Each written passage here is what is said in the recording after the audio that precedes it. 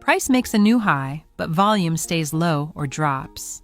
That's a bearish volume divergence, and it's one of the clearest warnings that a rally is running on fumes. Here's how to read it and what to do, courtesy of FXCM. What does a low volume high tell you? First, lack of conviction. Fewer participants are willing to buy at these elevated prices.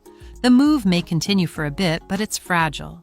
Second, fake out risk. A genuine breakout usually needs a volume spike, ideally 50% or more above average. Without it, you're likely looking at a trap that will reverse and catch late buyers. The Wyckoff lens, effort versus result. If volume, effort is low, but price still reaches a new high, result, the move isn't being driven by aggressive buying. It's simply a lack of sellers. That means any sudden increase in supply could send price down fast. So what should you do? If you're long, tighten your stop loss immediately. Don't wait for the reversal to hit hard, but don't short on divergence alone. Wait for a trigger. That could be a break below a recent pivot low or a close below a key moving average. Let price confirm the turn. Also, check breadth. Look at the advanced decline line.